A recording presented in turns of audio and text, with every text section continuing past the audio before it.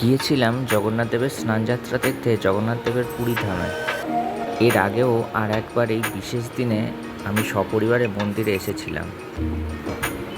জগন্নাথ দেবের সকল ভক্তদের কাছে এটি একটি বিশেষ গুরুত্বপূর্ণ দিন। পুরীতে এই দিন স্নানযাত্রা উপলক্ষে প্রভু জগন্নাথ দেব, মা সুভদ্রা, বলরাম ঠাকুর এবং মদনমোহন বিগ্রহ ও সুদর্শন চক্রকে মন্দির থেকে স্নানবেদিতে নিয়ে আসা হয়। সেখানে তাদের প্রথাগতভাবে স্নান করানো হয় এবং সুন্দর সাজে সজ্জিত করা হয়। স্নানযাত্রার এই বিশেষ দিনে প্রভুর শ্রীক্ষেত্র পুরীধামে আমার আসতে পারা আমার জীবনের বহু পুণ্যের ফল।